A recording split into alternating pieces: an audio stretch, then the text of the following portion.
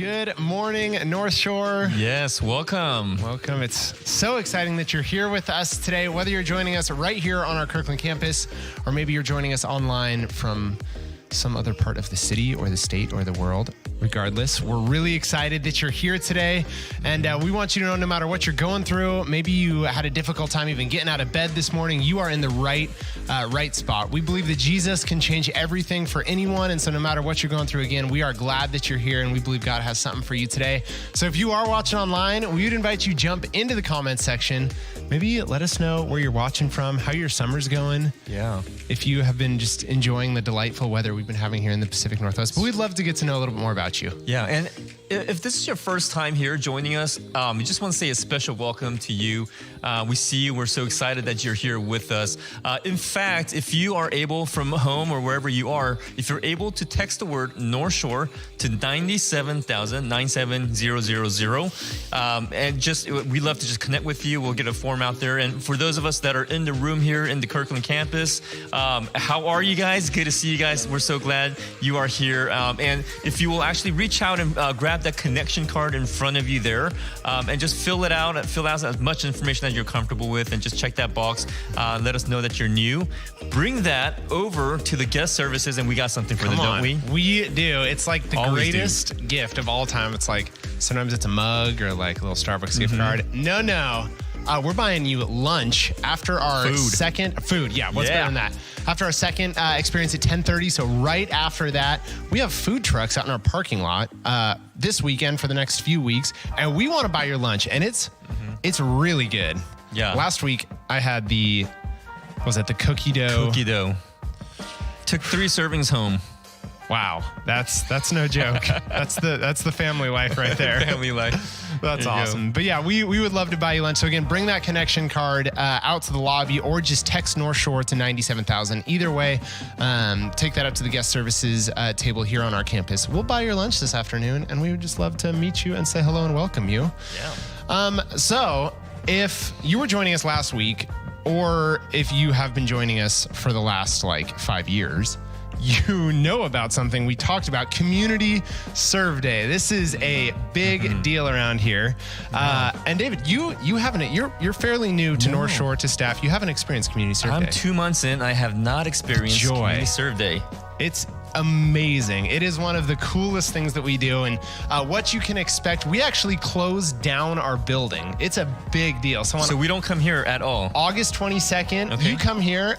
We'll probably have someone here to say hello, but it's going to be quiet and nothing will be happening because the church is headed out to the community. That's awesome. So we actually go out over 30 schools, over 3,000 volunteers, and we just serve those schools. Sometimes it looks like yard work, or sometimes we're like in classrooms doing projects for the teachers to help them get their classrooms ready.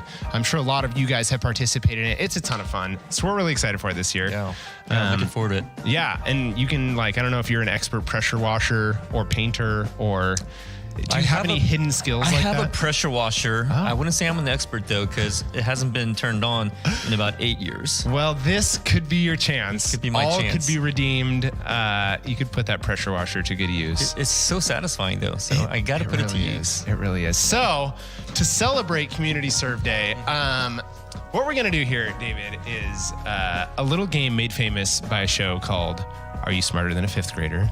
However, I adapted it a little bit. It's going to be, are you smarter than a first through fifth grader? And we're going to ask you some questions.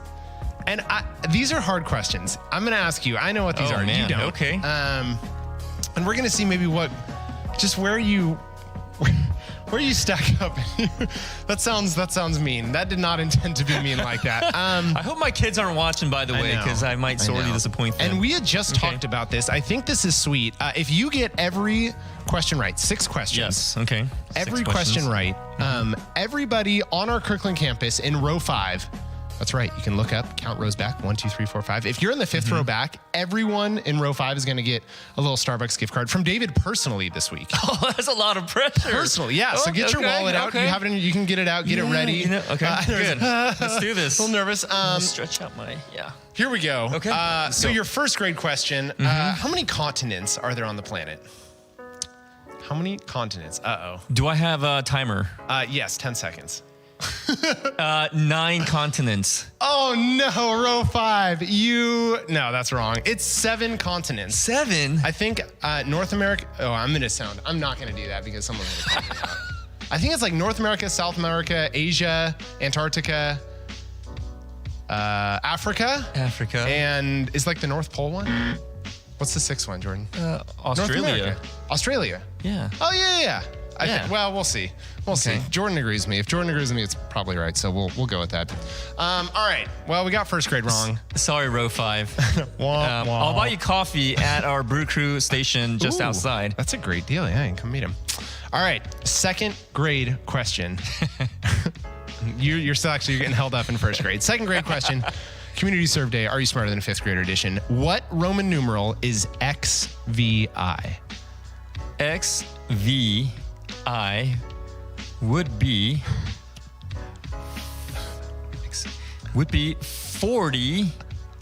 No. This is so good. No, I know what it is. Okay. I know exactly what it is. It's 16. It is 16. Wow. Can we just give him just a round of applause? Amazing work. All right. We're going to keep flying here. 3rd grade. How many grams are in 1,000 kilograms? How many grams are in 1,000 kilograms? Yeah. 100,000. Close. 1 million. Also, 1 million. If there's anyone in the chat right now online who throws out the answer to these, we're really impressed. These are really hard. You haven't gotten one right, so no, you got the Roman numeral. I got the second one right, but we got 3 more. Yeah. Man, don't ask me any more math questions. Well, Past multiplication. This one's a geometry question. Okay. So, geez. The interior angles of a triangle always sum to what? 4th grade. 180 degrees. Come on. 2 for 4. All right. A hexagon has how many sides? This is your 5th grade question. A hexagon, Stephen, has 6 sides. Good job. Last question. Are you ready? I know. Yeah. Dude, this is new to staff. This is how we initiate all staff members, is just figuring this out. Last question. How do you get signed up for Community Serve Day? That I know, because I've been practicing. And you sign up by going to communityserveday.org. Yes. Or you can visit us at the table, Community Serve Day table, in the lobby if you're here on campus, and we'll help you get signed up. Yes. Well, you got that one right. Sorry, row 5. Maybe we'll do something like that next week, and you guys can have future opportunities for David to buy you coffee. Yeah, I need to redeem myself. I mean, the reality is, if anyone comes out to the guest services table and says, "Hey, David, can we grab coffee?" I feel like their chances are pretty high. I'll hook you up. I'll hook you up. Got you. So, well, that was a lot of fun. We encourage you guys, again, we have a lot of fun with Community Serve Day, but the impact it has is incredible. So please take time right now, head over to communityserveday.org or head out to I guess that would be, I don't know which way that is. One of the ways, the lobby. I don't know. Head some direction out to the lobby, and we would love to help you get signed up. It's going to be an incredible afternoon. Yeah, absolutely. So last week was our last week in our series, Less Fear, More Courage. We had a guest speaker, Abby Odio, wasn't it? That message. She was incredible. It was such a powerful message. It was. Yeah. It was so good. Mm-hmm. We definitely invite you, if you haven't had a chance to check that out yet, head over to our website, northshore.church, to watch the whole experience. But we wanted to give you just a little clip of what she talked about last week, so check this out. It's tempting to think that our own lives of faith don't matter all that much, that we can hardly influence history in any sort of hopeful direction. Or it's tempting to think that here in this wonderful part of the world that we live in, only great and brilliant and innovative gestures count for anything in the end. But if Ruth teaches us anything, if she shows us anything, it's that ordinary people making courageous everyday decisions are the ones who transform history, the people that God uses. Well, that was such a great week last week. Thank you again to Abby. It was such a blessing to get to hear you speak. And again, if you are just joining us, we want to say welcome. My name is Stephen Bolt. And my name is David Choi. And again, thank you for joining us here today. Today's actually a great time to be joining us because we're kicking off a brand new message series called Real Talk. Yes. It's going to be real good, isn't it? We're real excited. Yeah, so we're glad that you're here with us today. Just as the team is getting ready to get set up, just want to say welcome again to Northshore.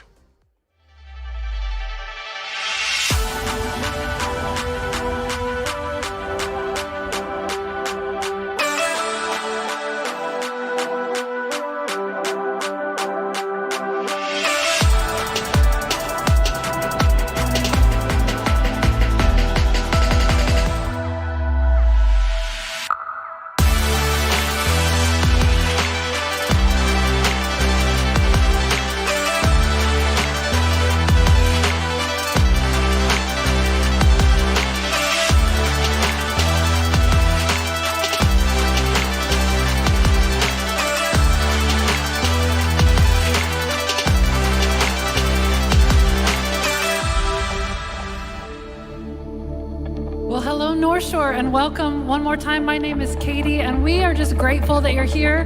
Whether you've joined us in person or online, we're so glad that we have a chance to be together. And so I would just ask as we get going this morning, would you stand and join with us, and let's lift up our God in worship and praise.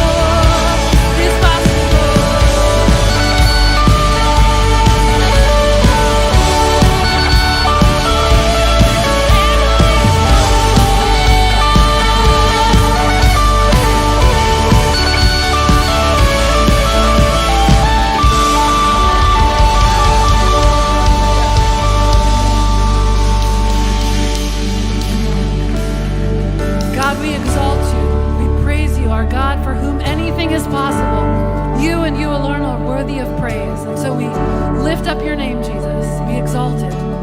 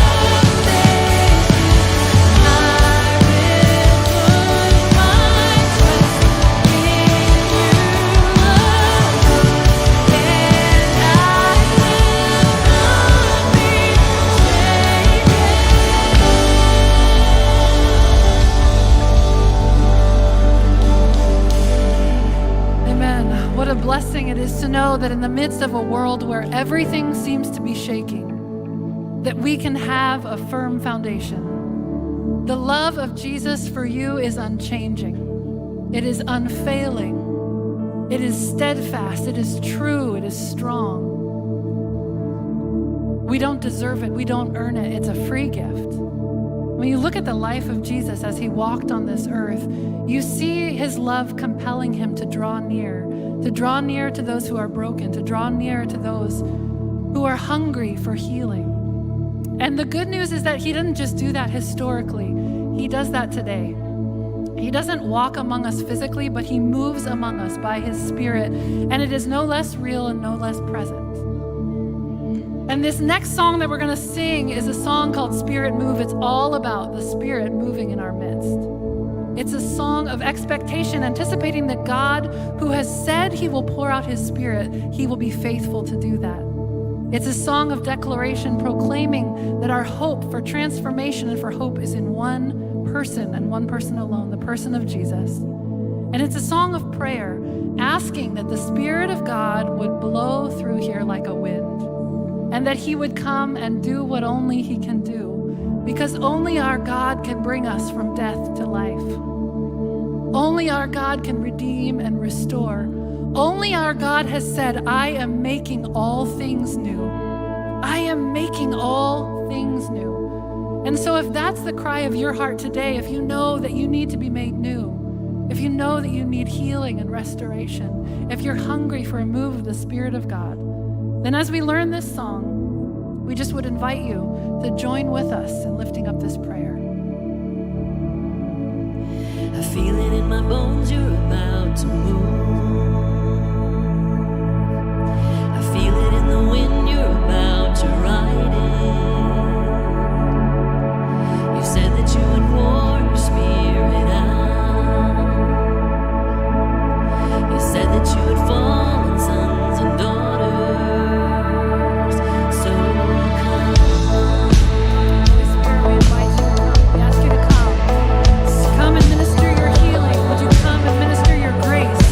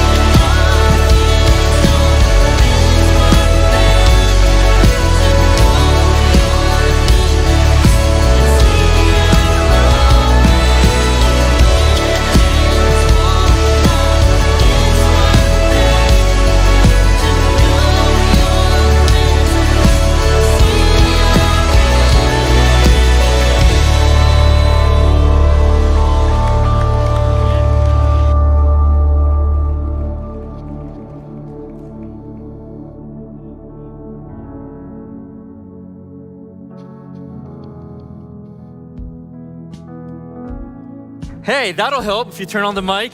Welcome to Northshore. My name is David. We're so glad that you are here today worshiping with us. And especially if this is your first time here, I just want to say a special welcome to you. One of the things that we're really big on here at Northshore is just helping you get connected and just engage with the ministry and with each other, whether it's joining groups or serving somewhere or whatever it is, even praying for you. We want to be able to connect with you in that way.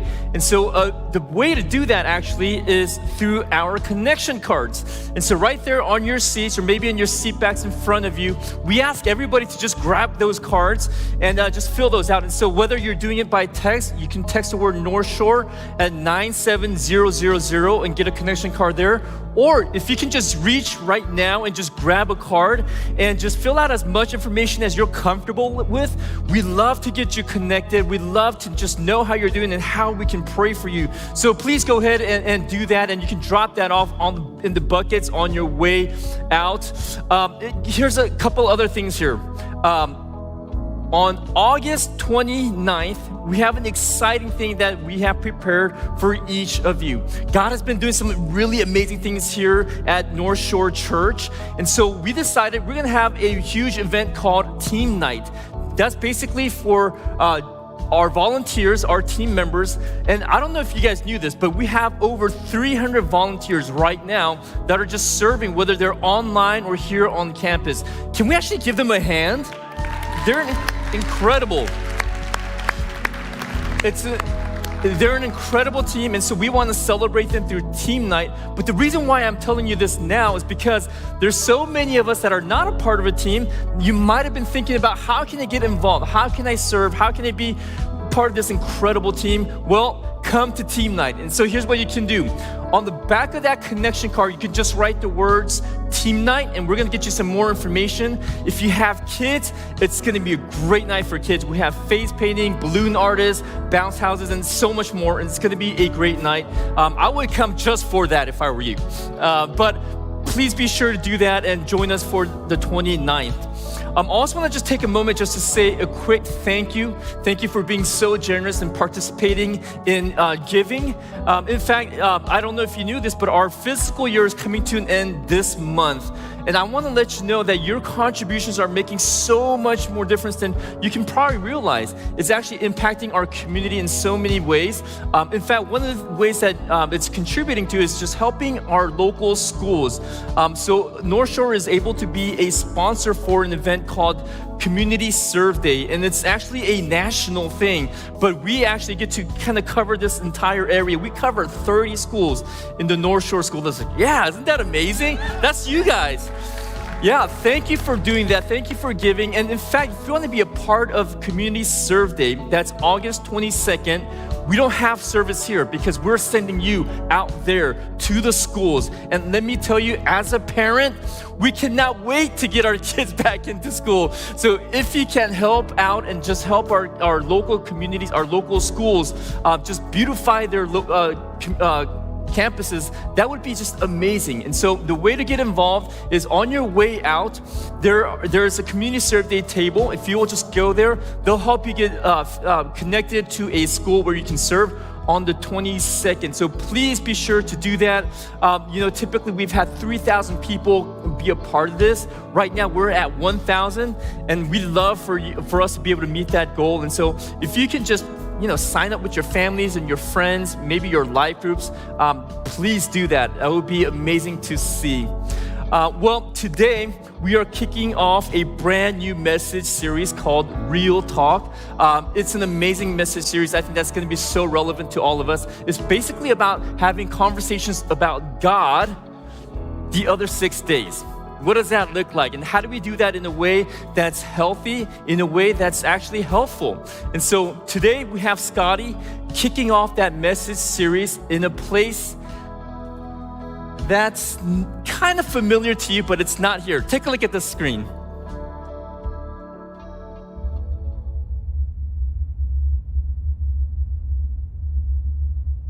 Well, hey everybody, welcome to Northshore. If you're wondering why I'm not there, it's because I'm here, on a plane. Now, like many of you, I haven't spent that much time on a plane in the last 18 months, So being here brings up a ton of memories. Trips I've taken, places I've traveled, flight delays I've suffered. But for me, flying really changed when we had kids. I used to travel light. I could fit everything I needed into a small carry-on and get through security in just a few seconds. Now, I show up to the airport with a double stroller, 2 car seats, a large duffel bag, another large duffel bag, a diaper bag, a toy bag, a snack bag, and lots of crying. Mostly from me. I mean, I used to feel bad for that guy at the airport. Now, I am that guy at the airport. So now, when I do travel on my own, I sometimes settle down into what someone once called a cone of non-interaction. In other words, I put my headphones in, I've got my Kindle out. I mean, my whole vibe screams, do not disturb, which is an introvert's dream, right? And kind of an extrovert's target. One time when I was traveling internationally, I was trying to fall asleep against the window when the person next to me started to tap me on the shoulder. He said, "Hey, sorry to bother you, but I'm traveling with a friend who's sitting across the aisle. Would you mind trading seats with him?" Which normally wouldn't be a big deal. But when I looked over at his friend, I saw he didn't have an aisle or a window seat. He had a middle seat where there's weeping and gnashing of teeth. And I think he could tell I wasn't that excited to move, so he said, "How about this? I'll give you $100 to switch seats." Now, as a pastor, I immediately felt this surge of guilt to think that I would need to be paid to live out the kind of sacrificial generosity that I tell people to live out all the time. And I could sense God saying to me, "Scotty, just do the right thing. Do the right thing." So I did what I thought was best. I took his money and I switched seats. And God was watching because I didn't sleep a lick on that flight, which turned out to be kind of a blessing in disguise, you see, because that opened the door for another conversation that I still remember today. The young man sitting next to me was also flying home to the US, and I asked him what he did for a living. He said he was a software engineer. He asked what I did for a living. I said I was a pastor. And he paused for a second and looked at me like I just told him that I believe in the tooth fairy. And part of me wanted to say, I don't just believe in the tooth fairy, I work for the guy. But we went on to have this amazing conversation. And he had some pretty negative experiences at church. I know some of you may be able to relate to that. He had some really strong opinions about religion and God and its impact on the world. And I don't think he'd ever talked to a pastor because he had lots of questions. At some point, I told him that I still have lots of questions too. And he said, "I didn't know pastors were allowed to have questions." I said, "Well, they do at my church. In fact, that's what I love so much about Jesus. He can handle my questions and my faults and even my failures. In fact, that's what his life on earth was all about, redeeming mine." And to my surprise, he wasn't offended. He was actually genuinely intrigued. It was an amazing conversation that I still remember, and I like to believe that he does too. Now, the problem with that conversation isn't what I said or didn't say. The problem is that far too often in situations like that, I don't say anything. Or I just kind of settle for small talk. And not just when I travel, but when I'm in a coffee shop or in line at the store or walking through my neighborhood. You see, the spiritual conversations I regret most are the ones I didn't have. So we're starting a new series this weekend called Real Talk, about how to have delightful and respectful conversations about God. Because a lot of people I know think talking about God's kind of a pesky or even pushy thing to do. And I imagine that's especially true for those of you who are just exploring faith. Maybe you've had some not so delightful experiences with Christians who may have treated you more like a project than a person. But that's not what this series is about. This is about how we can have more normal, humble, and even joyful conversations about what matters most in life. And by the way, if you're not a follower of Jesus, I'm so glad you're here. I hope you take lots of notes so you can help the Christians you know learn to do this a little better. But before we get into how to do this, I want to remind you why we do this. And it can be summed up in 2 words: good news. You see, the story of Jesus at its core, it's good news. In fact, the word gospel, some of you know that word, is derived from the Anglo-Saxon term Godspell, which means good story. The story of Jesus is a good story about the fact that you are loved by God and you've been made for a purpose and you're not alone and you can find forgiveness, and there's always, always hope. Some of you have heard me say this before, but the good news about the good news is that it's still good news when there's no good news. Now, for some of you, that may sound a little surprising because you've heard or come to believe that Christianity is based on kind of bad news. That the world is a mess and suffering is everywhere and people can be hypocritical, judgmental, resentful, and unreliable. But here's the thing. You don't need Christianity to know that. You just need to be awake. Better yet, the story of Jesus is the good news that God has an answer for all that. When Jesus came into the world and gave his life for you and for me. And this story, it's not just a good story, it's a true story. I mean, Jesus isn't a legend, he's a historical person. And the Bible is not a collection of religious sayings, it's a collection of real events, including the life, death, and resurrection of this man, Jesus. And if you ever wondered if the first followers of Jesus just made all that up, just remember that most of them were mocked, mistreated, and many were killed for their claims. And yes, people die for what they believe, but no one gives up their life for what they know to be a lie. And by the way, the impact of the story is even more undeniable. I mean, think about it. How is it that a man who was executed as a criminal started the fastest growing faith movement in history? Or how is it that a man who was supposedly dead and buried has brought people together from every background and belief and nation? I mean, I looked online and I found just about every kind of group for Jesus. There are Jews for Jesus, Muslims for Jesus, moms for Jesus, cowboys for Jesus, clowns for Jesus, even atheists for Jesus. I don't even know how that group's possible. The story of Jesus, it's a good story, and it's a true story, which means it's a shareable story. The prophet Isaiah, a long time ago, once wrote these words.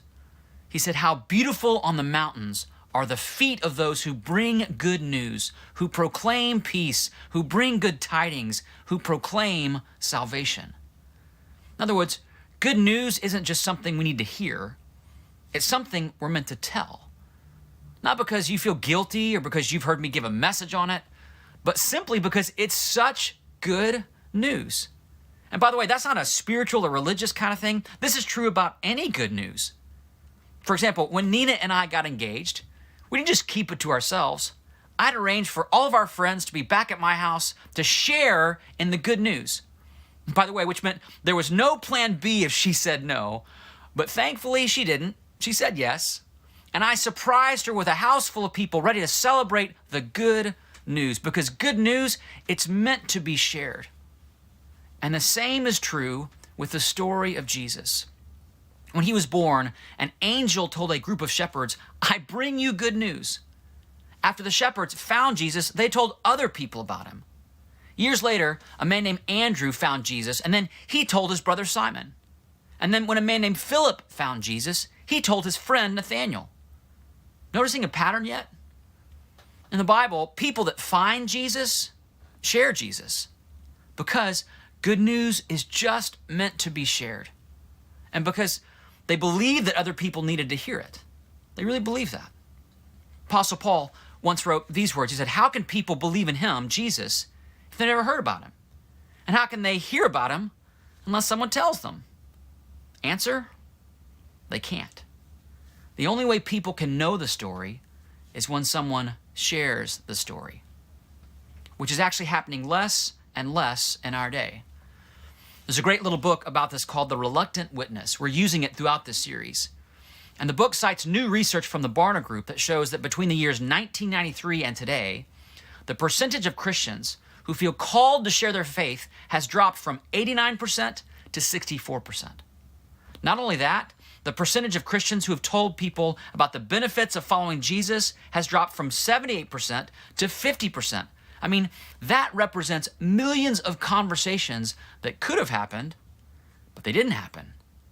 And I'm not just pointing the finger at you. Over that same time frame, the percentage of Christians who say their church has done a really good job of helping them talk about Jesus has dropped from 77% to 57%. So that's not about how you're doing. That's about how I'm doing. And the most common reason that people give for avoiding these kinds of conversations is fear. Fear of offending someone, fear of being mocked or rejected, fear of the consequences, either relationally or maybe professionally. And fear always turns sharing into silence. Some of you know that old saying, the cat's got your tongue. Ever heard of that one? Ever wonder where that phrase comes from? Some etymologists actually believe it goes back to the English Navy and how prisoners were always silent after they'd been flogged with a whip called the cat of nine tails. The cat got their tongue. Others believe it can be traced back to the fear of witches and their cats. Well, no one's really certain, but clearly the cats are the bad guys in all this. But when it comes to talking about Jesus, the cats often got my tongue, even as a pastor. I mean, I can worry too much about what other people think or not wanting to be misunderstood. And I'm guessing I'm not the only one who's felt fear around this. I mean, even the disciple Peter, you may know his story. He was the most outspoken follower of Jesus, but he denied knowing Jesus because of fear. The cat really got his tongue. And maybe you can relate to that. Maybe talking about God for you feels risky or pushy or even scary because you don't want to offend anyone and you don't want to be labeled. Or maybe because you've been hurt by how other people have shared about their faith with you. Maybe you felt attacked or judged or, kind of rebuked or criticized more than you felt known or loved. And it's not just fear or bad experiences that have changed how we talk about God in our day.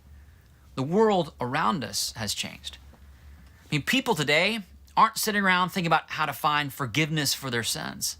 And more people are speaking out against Christianity, not because it's illogical or untrue, because they see it as oppressive or maybe even dangerous, which means we're living in a day when the good news is simply assumed to be bad news. But just so you know, this isn't the first time this has happened. The early church lived in a setting that was far more hostile and far more opposed. And yet, the good news of Jesus, the story of Jesus, spread faster and further in those early centuries than in any other time in history. And by the way, it happened one conversation at a time. So, how can that happen again in our day? How can we tell the story in a context like ours? We're going to be unpacking that over the next few weeks. We're going to talk about some of the myths and misconceptions about spiritual conversations, as well as what not to do. But today, I want to give you 4 simple and very practical steps that can help you get started. So you ready? Step 1, start more conversations. Just start more conversations. When you're on a plane, or waiting in line at the store, or taking your dog for a walk. Sure, not starting conversations will help you avoid having that awkward conversations, but it will also guarantee that you'll never have that life-changing conversation. So, start more conversations. And Jesus did this all the time. He once approached a tax collector named Matthew and said, "Follow me," just to start a conversation. He turned to a fisherman named Peter and said, "Cast your nets into deep water," to start a conversation. He walked up to someone who was suffering from paralysis and said, "Do you want to get well?" to start a conversation. He reached down to a woman who had been caught in adultery and said, "Where are your condemners now?" to start a conversation. Sometimes, all God needs us to do to start a miracle is start a conversation. Now, I can imagine that those of you who are more extroverted are already feeling really excited about this, while the introverts are thinking, "I need to find a new church." But this isn't about being more extroverted. It's about recognizing that God will allow us to cross paths with people who need good news. Maybe there's someone in your neighborhood who you just kind of keep bumping into. Or maybe there's someone at your school or your work that you've gotten to know. Or maybe you see the same faces at the gym or the grocery store or the mall. I mean, don't let this become more complicated than it needs to be. Just ask God to open your eyes to one person this week and start one conversation that you wouldn't otherwise have. That's step 1, start more conversations. Step 2, listen before you speak. Listen before you speak. This past week, I read about a study on doctor-patient interactions. And one of the findings was that a patient, on average, had 18 seconds to explain his or her problem before the doctor would start to formulate a solution. Just 18 seconds. Which got me thinking how quickly I can jump in or even interrupt another person with my perspective or my solutions. But the Bible teaches us to do just the opposite when interacting with other people. The writer James in the New Testament says, everyone should be quick to listen and slow to speak.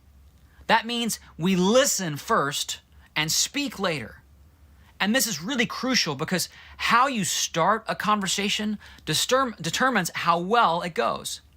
In fact, John Gottman, who's a relationship expert and researcher, said that the very first minute of a conversation sets the tone for everything that follows. So if you're too quick to talk about you or your views, you're not likely to make a deeper connection. But if you're genuinely interested in the other person, they will be more interested in you. It's part of what's called the Rule of Reciprocity, which just means how you interact with someone else will determine how they interact with you. So if you want someone to listen to you, you have to listen to them. If you want someone to be curious about what you believe, you have to be curious about what they believe. Some years ago, I started having conversations with a friend of mine who was an outspoken atheist. And no matter how well I presented my beliefs or the reasons for them, he just seemed to grow even more and more opposed to faith. So I took a different strategy. I started just asking more questions. I started listening to his stories. And over time, get this, I learned that his objections to faith weren't based solely on intellectual reasons, but on painful experiences from his childhood. In other words, I came to understand not just what he believed, but why he believed it. And that opened the door for deeper and more loving interactions.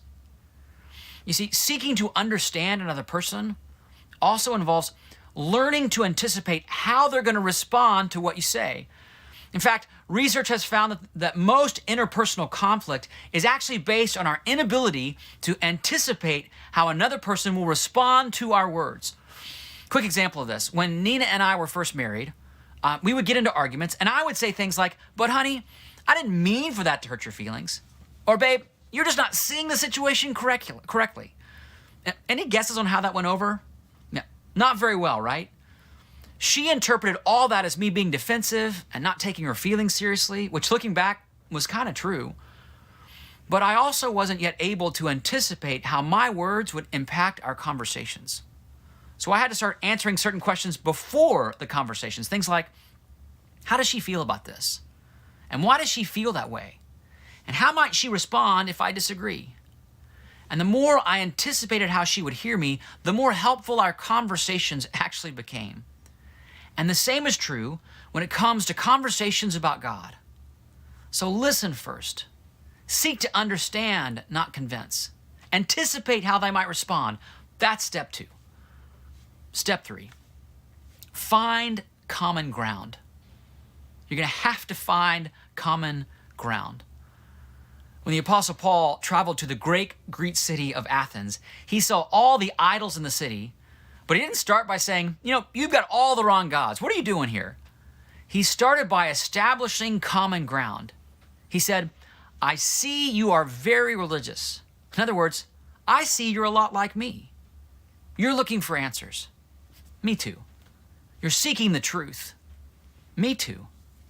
Now, your idol says God is someone you don't know, and my God is someone you can know, but it's amazing how much we have in common.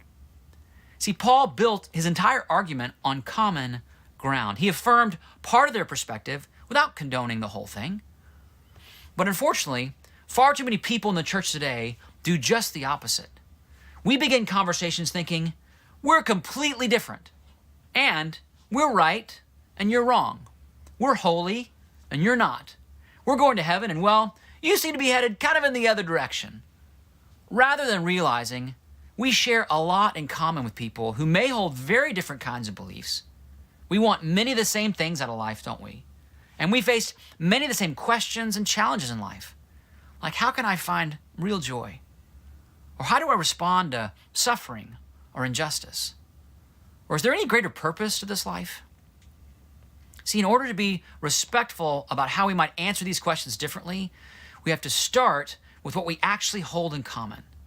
And by the way, it's our inability to do this in this current political climate that's created such a toxic and seemingly impossible divide in this country, It's not because conservatives are so much more conservative or liberals are so much more liberal. It's because we no longer start with what we have in common. And we only hear about how much we disagree. And we're not seeing this just in politics, but in public health, education, public safety, and the church as well. But Jesus gives us another way. He starts with common ground. For example, he once approached a publicly disgraced Samaritan woman near a well. She couldn't have been more different in her background, her behavior, her beliefs. But Jesus still found common ground. He said, "Give me something to drink." In other words, I get thirsty too. I need water too. I'm a human being too. And the conversation that followed changed her life forever. But it never would have happened if Jesus didn't find common ground. In fact, the entire story of Jesus, think about it, is about a God who became a human being. It's the story of a God who was willing to find common ground even with his fallen creation. And this step, it can help you navigate hard conversations in your marriage or in a friendship or with a colleague at work. Because when you start with what you hold in common, you'll be able to navigate where you differ in an entirely different way.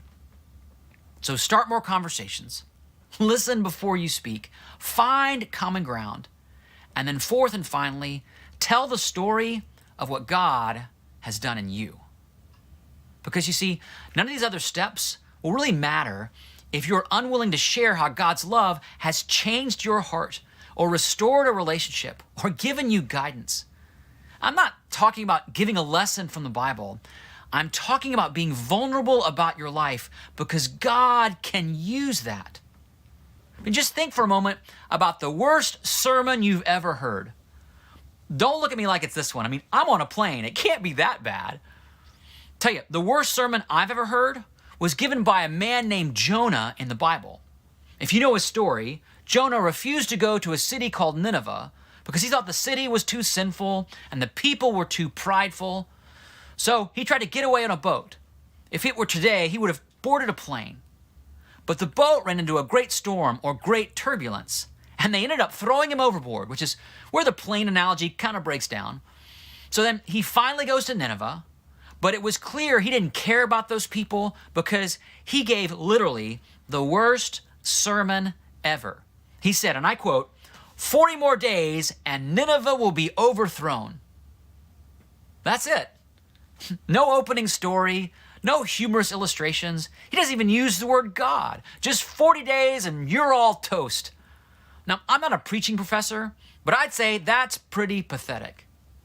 But here's the deal. That didn't stop God from using it. In fact, the very next verse says the Ninevites believed in God. Meaning God used that half-hearted, poorly crafted, cynically given message to change people's lives. Now, I'm not advocating that you take Jonah's approach. In fact, the book of Jonah is mostly about how not to talk to people. What I'm saying is that sharing the good news of Jesus is not about having powerful words. It's about trusting a powerful God who is only asking you to tell people what you've seen him do. Now, I know, this step brings up a lot of what ifs. Like, what if people think less of me? Or what if I say it wrong? What if they don't take me seriously? But you know, there are some other what ifs that are worth considering. Like, what if God changes that person's life? Or what if that conversation plants a seed that leads to faith in Jesus? You see, the most important part of sharing what God has done in you is what God can do when the words are between your lips and their ears. It's what God can do when the words are between your lips and their ears, and you don't have to manage that part. That's God's responsibility. So tell your story. Make it personal. Maybe God restored a relationship in your life. Tell the story. Maybe God healed you from an addiction. Tell the story. Maybe God's freed you from that guilt or that regret. Tell the story. Maybe God's miraculously healed you. Tell the story. The story of God working in your life is what starts the story of God working in someone else's life. Another way you can tell the story of what God has done in your life is just to invite someone to church. Not just so they can attend, but so they can see how God is using that community to change you. If you meet someone who just moved here, you can just say, "Hey, would you like to come to my church?" Or if you know someone who's navigating a transition or a challenge in their life, you can say, hey, would you like to come to my church? Or if you know someone who's feeling the pressure of being a parent, just say, hey, would you like to come to my church? We have a kids program, so you can drop your kids off and then pick them up next Sunday. I'm just kidding about that part. You actually have to take them back with you. Another way you can invite someone into our community is through Alpha. Alpha is an experience here at Northshore that provides a safe and engaging way to have conversations about life and about God. And the best part, dinner is included. I mean, it's like sitting in first class. We actually have another Alpha experience starting this September. You can find out more about that at northshore.church/alpha. And by the way, telling the story of what God has done in your life isn't just helpful for that other person, it's actually really helpful for you. You see, when you share about God, something happens inside you. You get a little less self-absorbed. You discover a little more joy, a little more purpose. But you have to be willing to tell the story of what God has done. And not just because you're right and they're wrong, not because you're strong and they're weak, but because good news is always shareable. And God always, always, always does something really good with it, even if it's just a seed, even if it's just the first of many more conversations that are to come, or even if you never know what happens after that. See, we have to think seeds, not fruit. Think seeds, not fruit, because God can do a lot with just a little seed. A few weeks ago, our church said goodbye to one of our most beloved and faithful members, and a really close friend of mine. He was so loved and respected that over 500 people came to his memorial service and hundreds more watched online.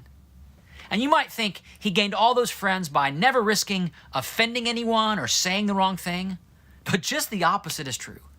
He shared the story of what Jesus had done in his life with pretty much everyone he met, including all the doctors and nurses who were caring for him during his treatment. Before he died, I got an email from him asking me to pray for one of the nurses he had told about Jesus. She was assigned to his room for just 2 nights, but their conversations were so impactful, she left a full-page letter in his bag telling him how much joy he had brought her and how she hoped she'd be able to see him again. But if not, she said, I hope I will have the luxury of meeting you in heaven someday. And it got me thinking about how many people will be in heaven, at least in part, because my friend just told them about it. The good news that God so loved this world that he sent his son to give his life on a cross for you and for me. Which makes me wonder, how many people will be blessed by having a spiritual conversation with you or a spiritual conversation with me?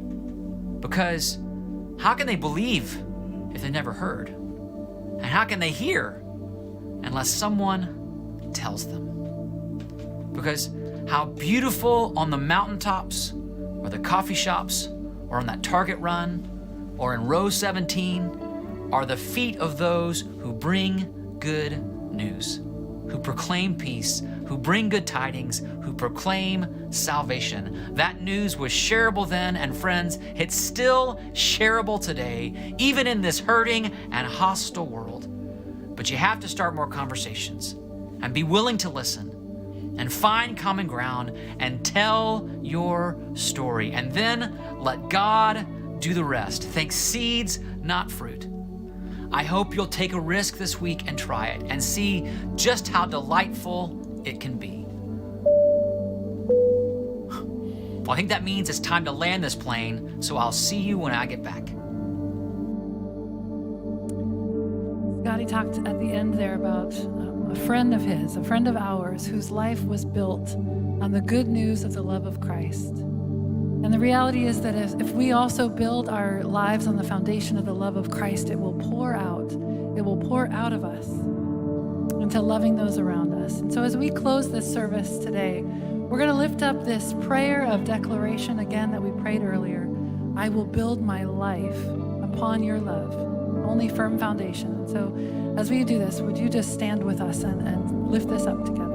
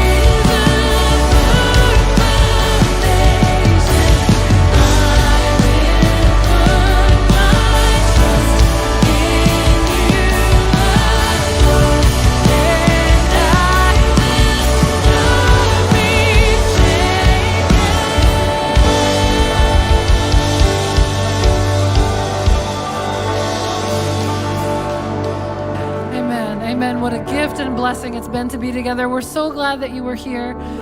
Just remember, as you're going out, to fill out those connection cards, and you can drop them in the buckets that the ushers have. If you need prayer this morning, please don't hesitate to come down front. There'll be people who can pray with you. And we hope you have a great week, and we'll see you back here again next week. God bless.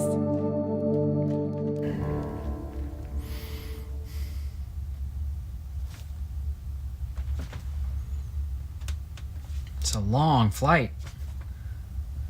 Does anybody know when we're gonna be landing?